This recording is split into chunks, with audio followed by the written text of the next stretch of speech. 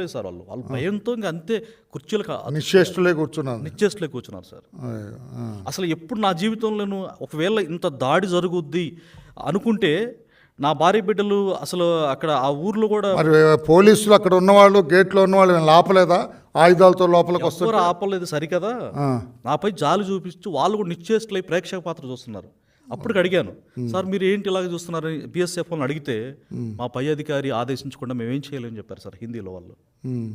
అప్పుడు ఏం అర్థం కాక ఇంకా డిఎస్పీ గారిని నేను ఎంతో వేడుకున్నా, సార్ మీరు కూడా నేను కూడా చదువుకున్నాను సార్, మన ప్రజాస్వామ్యంలో ఉన్నాం, మీరు కూడా చదువుకొని ఈ స్థాయికి వచ్చారు, మీరు ట్రైనీగా ఉన్నారు, యంగ్ అండ్ డైనమిక్, మీరు మమ్మల్ని సేవ్ చేయకపోతే ఎట్లా సార్ అని అంటే చివరికి ఆయన కొంత రియలైజ్ అయ్యి మానవ దృక్పథంతో స్పందించడం జరిగింది సార్.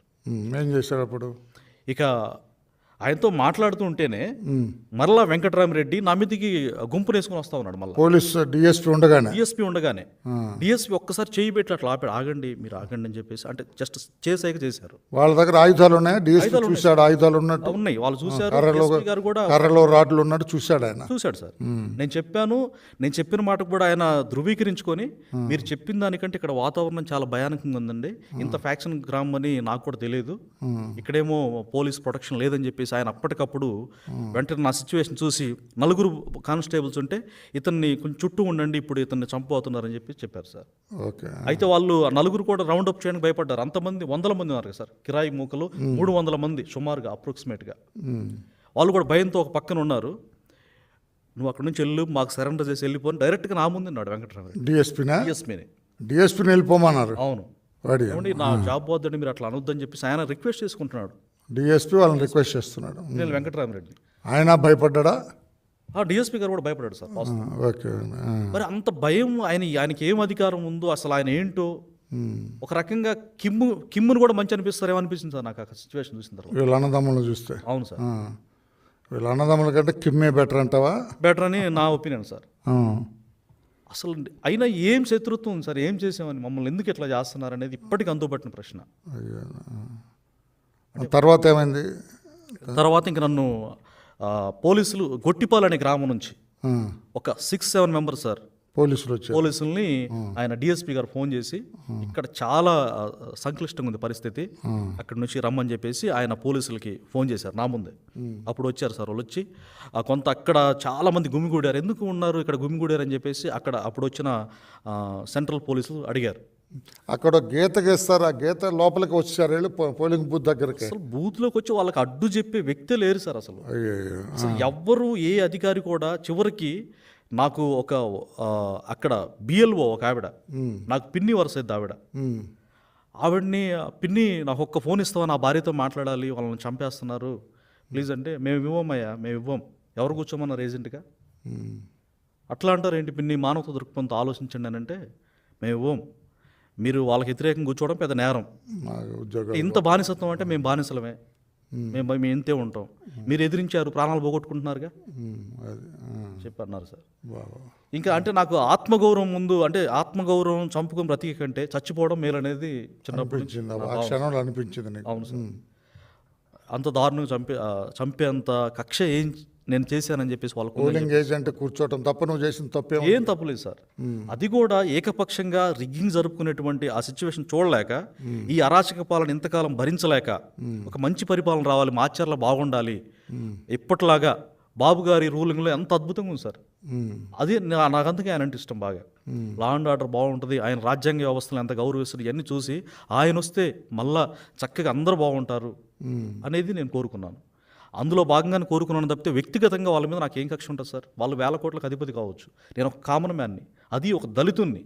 తర్వాత ఏమైంది? అది తర్వాత ఏం జరిగిందంటే సార్, ఇక డిఎస్పీ గారు అక్కడ సిచ్యువేషన్ ఇతను ఇమ్మీడియట్గా ఎలిమినేట్ చేస్తారని చెప్పేసి, ఇక ఆయన వెహికల్లో ఫాస్ట్గా ఆ పోలీసులను అట్లాగే పెట్టుకొని ఆ వెంకటరామిరెడ్డి ఎంత థ్రెటన్గా ఫైట్ చేస్తున్నప్పుడు కూడా అక్కడే ఉన్నాడు వెంకటరామిరెడ్డి, అక్కడే ఉండి అప్పుడే నీ మీద బాగా దృష్టి పెట్టాడు వెంకటరామ. నా మీద బాగా దృష్టి పెట్టాడు సార్.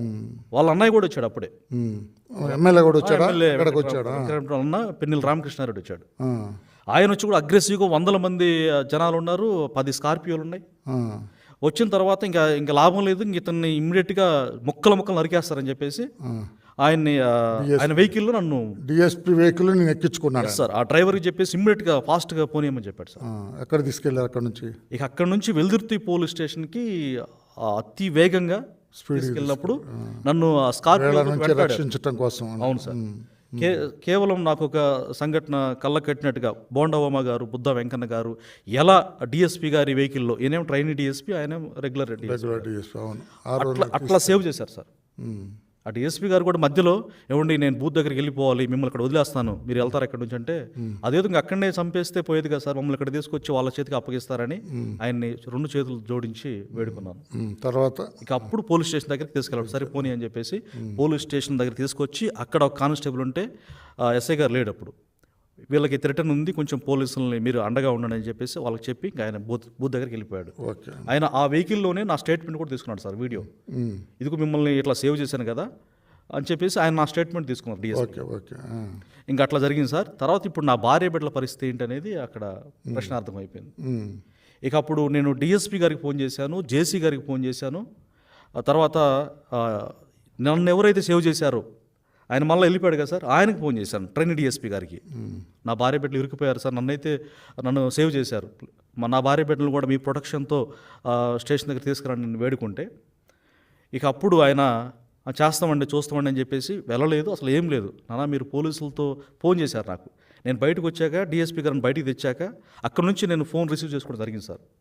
ఆ ఫోన్ నా దగ్గర ఉండటం వల్ల నేను ఫోన్ చేసేసి పరిస్థితి ఎట్లా ఉందని చెప్పేసి నా చిన్న కొడుకుని నేను ఫోన్ చేస్తే గద్గద స్వరంతో, నాన్న చంపేస్తారు, ఇంకా మాకు హోప్లెస్, ఇంకా మీరు ఎలా ఉన్నారంటే, నేను సేవ్ అయ్యాను నాన్న, మీరు ఎట్లా ఉన్నారంటే, మమ్మల్ని ఇక్కడ పెట్టారు, పక్కన మారణాయుధాలతో ఉన్నారు వాళ్ళు, బయటకు వస్తే చంపేస్తారు అని బయట కాపు కాస్తారా? కాపు కాశారు. అయితే నా భార్య బోర్ను ఏడ్చి ఎందుకండి ఇలా జరిగిందని చెప్పేసి ఇక చెప్పనలవిగానే బాధతో ఏడ్చింది. ధైర్యంగా ఉండాలని చెప్పేసి పోలీసులు చెప్పినా వినలేదు సార్. చివరిగా ఇంకా వాళ్ళు పోలీసులు చేతులు ఎత్తేసారని చెప్పి వాళ్ళు కూడా చెప్పారు, పోలీసులు మనకు హెల్ప్ చేయరు, ఎవ్వరు చేయరు, ఇక దేవుడు దయ ఉంటే బ్రతుకుతాం, లేకుంటే లేదనుకొని అక్కడ చుట్టుపక్కల చూసేసి కొంత టైం వెయిట్ చేశాక అక్కడ ఎవరు లేకపోతే ఎస్కేప్ అయ్యి వచ్చేసేయండి అని చెప్పాను సార్. అక్కడ కాసేపు ఉన్న తర్వాత మళ్ళీ బూత్ దగ్గరికి వెళ్ళారు ఏదో అరాచకం చేయడానికి ఇక్కడ నుంచి ఉన్నవాళ్ళు. ఆ టైంలో వేరే రూట్లో అరచేతిలో ప్రాణాలు పెట్టుకొని 3 బైక్ మీద వెళ్ళిపోయారు, ఎస్కేప్ అయ్యి ప్రాణాలు ఎక్కడో కాపాడుకున్నారు సార్, ఎక్కడో దాక్కున్నారు వెళ్ళి. ఇంకా నువ్వేం చేసావు? నేను ఇంకా ట్రై చేసా, తర్వాత ఫోన్ చేసిన తర్వాత సేఫ్ అని చెప్పి నాకు వాళ్ళు సేఫ్ అని వచ్చింది. ఇక అప్పుడు నేను నువ్వు ఎక్కడికి వెళ్ళావు? ఇక ప్రాణ భయంతో ఇంక నన్ను వెంటాడుతున్నారు కదా సార్, బ్రతకాలి, చంపేస్తారని భయం పట్టుకుని ఇంకా నేను కూడా తలదాచుకోవడానికి అటు మిర్యాలగూడ అటు హైదరాబాదు తిరుగుతూ నా ప్రాణాలు కాపాడుకుని చుట్టూ తిరిగేవారు. అవును సార్. అయితే తర్వాత నేను బ్రహ్మారెడ్డి గారి ఇంటికి వెళ్ళాను సార్. నేను పోలీస్ స్టేషన్ నుంచి నన్ను 300 మంది కార్యకర్తలు మా పార్టీ అభిమాని అని చెప్పేసి ఈ తెలుగుదేశం కుటుంబం నన్ను హక్కుని చేర్చుకుని తీసుకెళ్ళి జోలకండి బ్రహ్మానందరెడ్డి గారి దగ్గరికి వెళ్ళిపోయాను నేను. ఆయన వెళ్ళినప్పుడు చాలా చలించిపోయారు, బాధపడ్డారు. ఈ భయానికి వాతావరణం మొత్తం కూడా ఆయనకి వివరించి చెప్పాను ఇప్పుడు మీకు చెప్పినట్టుగానే. చెప్పిన తర్వాత ఆయన చలించిపోయి, మీ భార్య బిడ్డలు ఇంతగా లైఫ్ రిస్క్ చేశావు, నీకు ఎప్పటికీ నేను అండగా ఉంటానని చెప్పేసి ఆయన చాలా ఒక సొంత అన్నలాగా రెస్పాండ్ అయ్యారు సార్. వాళ్ళ ఇంట్లోనే నేను ఆ రోజు ఉండటం జరిగింది. ఉండి సొంత వాళ్ళ కుటుంబ సభ్యులను ఎలా చూస్తారు. ఏ ఊళ్ళో? గుంటూరులో? వెల్దుర్తి సార్. వెల్దుర్తిలో ఆ రోజు ఉన్నాను. తర్వాత అక్కడ కూడా థ్రెటన్ ఉందని చెప్పేసి, అంతెందుకు సార్, మా నియోజకవర్గ ఇన్ఛార్జ్ జోలకండి బ్రహ్మానందరెడ్డి గారి మీద కూడా అటాక్ జరిగింది. కళ్ళల్లో కారం కొట్టారు, ఆయన కూడా వెహికల్ పగలు కొట్టారు. ఆయన ఆ పరిస్థితుల్లో కూడా ఏమాత్రం భయం లేకుండా మమ్మల్ని కాపాడే దాంట్లో ఆయన ప్రాణాల కంటే కూడా మా ప్రాణాలకి హై ప్రయారిటీ ఇచ్చి, నా కార్యకర్తలు ఖచ్చితంగా విముక్తి కలుగుతుంది, ఈ దుర్మార్గ పాలన పోతుందని మాకు ధైర్యం చెప్పి మమ్మల్ని సేవ్ చేశారు ఆయన. మరి ఇన్ని రోజులతో ఎక్కడికున్నావు, ఇక్కడికి ఎట్లా వచ్చావు చెప్పు. రైట్, ఈ విషయం మొత్తం మీడియాలో వచ్చింది సార్. ఏబిఎన్ ఆంధ్రజ్యోతి వారికి ఈ సందర్భంగా నేను హృదయపూర్వకంగా ధన్యవాదాలు తెలియజేసుకుంటున్నాను సార్. ఎందుకంటే అక్కడ నాకు ఫోన్లో వాళ్ళకి చెప్పాను, విషయం చెప్పాను. అప్పుడు తెలుగుదేశం పార్టీ అధినేత శ్రీ గౌరవనీయులు నారా చంద్రబాబు నాయుడు గారు స్పందించి ఆయన చలించిపోయారు. ఆయన నాతో ఫోన్లో మాట్లాడి ధైర్యం చెప్పారు, పార్టీ అండగా ఉంటుందమ్మా, మీరు ఏం ఆధారపడొద్దు, మీకు అన్ని విధాలుగా మీకు ప్రొటెక్షన్ ఉంటుందని.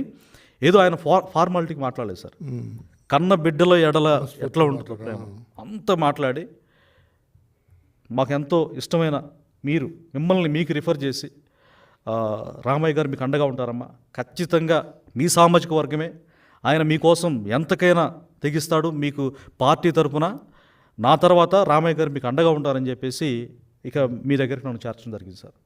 తద్వారా ఇంకా మీ దగ్గరికి వచ్చి ఇప్పుడు ధైర్యంగా నాకు ఇంకా పూర్తిగా భయం లేదు సార్. నువ్వు పోలీస్ స్టేషన్లో కంప్లైంట్ ఇవ్వాలా?